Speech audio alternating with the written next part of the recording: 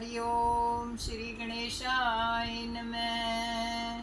बोल श्री कृष्ण भगवान की जय। ओम नमो भगवते वासुदेवाय। ओम नमो भगवते वासुदेवाय। ओम नमो भगवते वासुदेवाय। बोल श्री कृष्ण भगवान की जय। बोल श्री सुखदेव जी भगवान की जय। बोल श्री हरि भगवान की जय। श्रीमद् भागवत महापुराण चौथा स्कंद 8वां अध्याय। कहने लगे मैत्रेय तब सुनहु विदुर हरि मित्र, भक्त प्रवर ध्रुवराज का वर्णन करूं चरित्र। तप हित ध्रुव मधु वन गयो, ले नारद उपदेश, द्वादश अक्षर मंत्र जपी, वश की न्यू विश्वेश। मैत्रेय जी बोले, हे विदुर, अब मैं श्री भगवान के भक्त ध्रुव जी की परम पवित्र कथा आदि से अंत तक आपसे वर्णन करता हूँ। स्वयंभू मनु की पत्नी शतरूपा के गर्भ से प्रियव्रत और उत्तानपाद दो पुत्र हुए। दोनों भगवान के रूप होने के कारण अपनी प्रिय प्रजा का पालन बहुत ही उत्तम विधि से करते थे। नृप उत्तानपाद को दो रानियां थीं, एक का नाम सुनीति तथा दूसरी का नाम सुरुचि। जब महारानी सुनीति से कोई संतान न हुई तो राजा उत्तानपाद का चित्त अत्यंत दुखित हुआ और उनके चित्त में वैराग्य प्राप्त होने लगा। तब रानी सुनीति ने उन्हें बहुत समझाया और उसने केवल संतान प्राप्ति के लिए ही उनको दूसरा विवाह कर लेने की अनुमति दी। पहले तो राजा ने रानी की यह बात ना मानी, किंतु रानी सुनीति के विशेष आग्रह से राजा ने पुनः अपना दूसरा विवाह कर लिया। मैत्रेय जी बोले, हे विदुर, इस प्रकार राजा उत्तानपाद अपनी नई रानी सुरुचि को अपने महलों में लिवा कर लाए। उसके कुछ ही दिन बाद रानी सुनीति के श्री भगवान की कृपा से पहले ध्रुव नामक पुत्र हुआ और इसके अनंतर रानी सुरुचि के उत्तम नामक पुत्र हुआ। बड़ा भाई ध्रुव अपने छोटे भाई उत्तम से अत्यंत प्रेम करता था, किंतु ध्रुव की सौतेली माता सुरुचि ध्रुव को सदैव क्रोध भरी दृष्टि से देखा करती थी और वह यह न चाहती थी कि ध्रुव राज सिंहासन पर बैठे और शासन करे।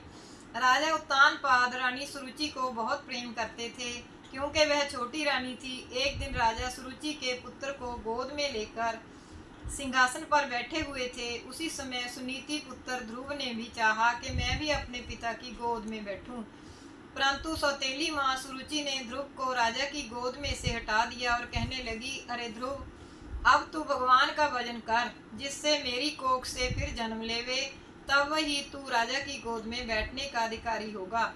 अभी तू बच्चा है, तुझे ज्ञान नहीं है, तू स्त्री का दूध पीता है, इसीलिए तू राजकुमार नहीं कहलाया जा सकता। मैत्रेय जी बोले, हे विदुर जी, तदनंतर ध्रुव रोता हुआ अपनी माँ सुनीति के पास पहुंचा। जब सुनीति ने दूसरे लोगों से तथा बालक ध्रुव से अपनी सौत सुरुचि की ऐसी बातें सुनी तो उसे बहुत ही दुख हुआ और स्वयं भी नेत्रों से आंसुओं की धारा बहाने लगी। हे विदुर, सुनीति ने चित्त में धैर्य धारण किया और अपने पुत्र ध्रुव को समझाती हुई बोली, हे बेटा, तेरी सौतेली माँ ने सब कुछ सत्य और ठीक ही कहा है। एक परमात्मा का भजन ही संसार में सार है और सब सांसारिक सुख तो केवल एक स्वप्न वत हैं। मनुष्य को शरीर का अभिमान न करना चाहिए। परमेश्वर के भजन के प्रभाव से तेरे परदादा ब्रह्मा जी इस समस्त विश्व को रचते हैं तथा भजन के प्रभाव से तेरे दादा मनु जी ने इस संसार में सुयश तथा उत्तम आनंद भोगे और अंत में वे परम मुक्ति को प्राप्त हुए। हे पुत्र, तू भी उन्हीं श्री भगवान वासुदेव का भजन कर। उनकी आराधना संपूर्ण कष्टों को समूल नष्ट करने वाली है। जिन भगवान वासुदेव के दिव्य दर्शनों के लिए इंद्रादिक देवता भी सर्वदा तरसते रहते हैं और जिनकी उपासना पूर्वजों ने की, उन्हीं भगवान का तू एकांत में भजन कर।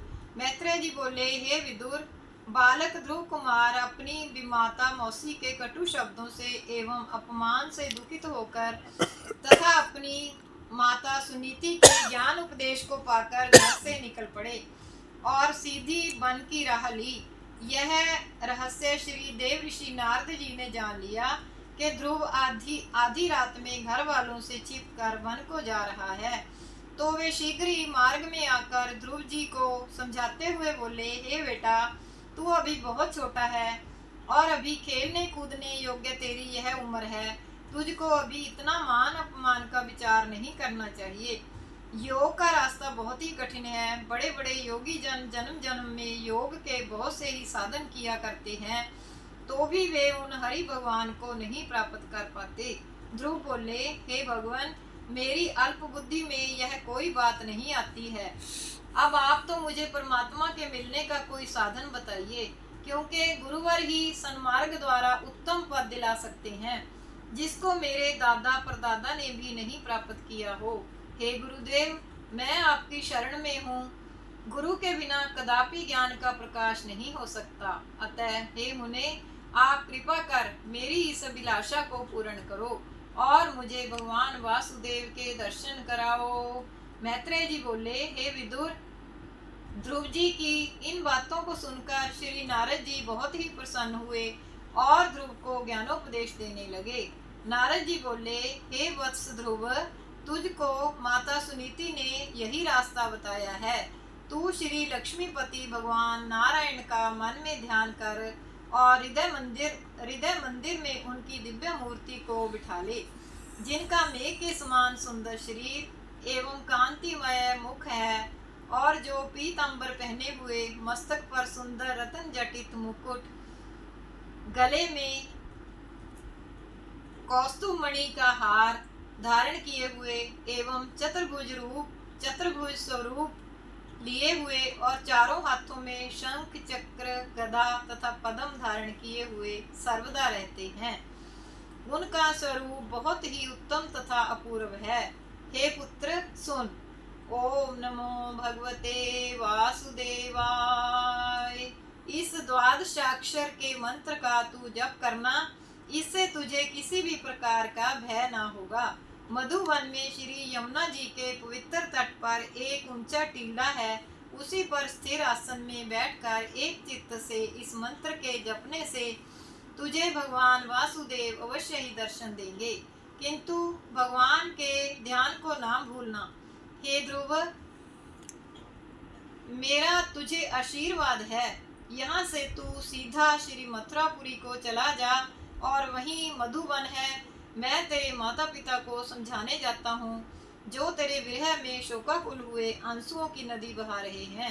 हे विदुर, नारद जी इस प्रकार कहकर राजा उत्तानपाद के समीप पहुँचे। उनका वहां पहुंचते ही यथोचित सत्कार हुआ।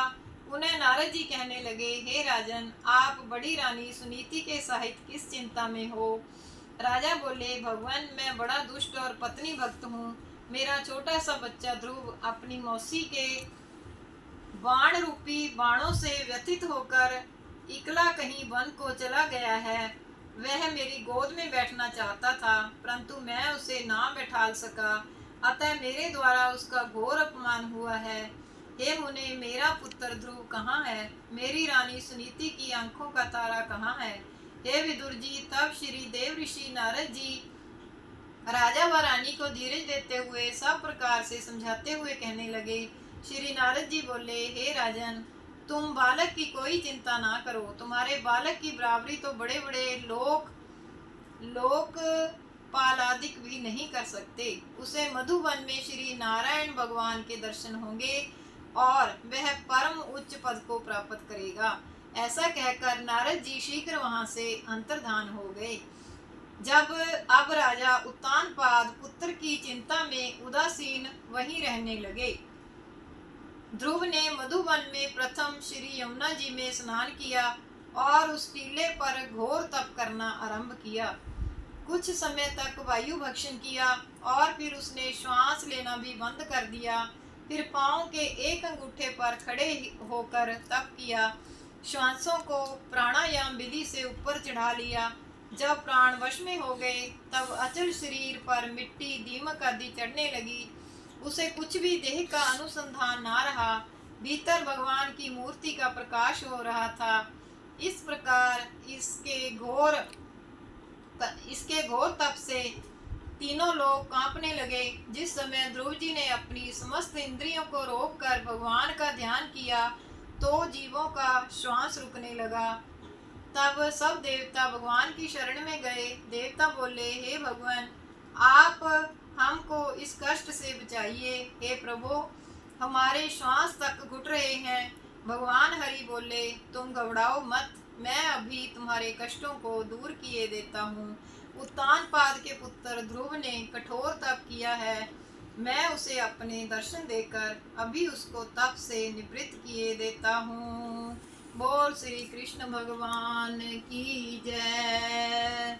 ओम नमो भगवते वासुदेवाय। ओम नमो भगवते वासुदेवाय। ओम नमो भगवते वासुदेवाय।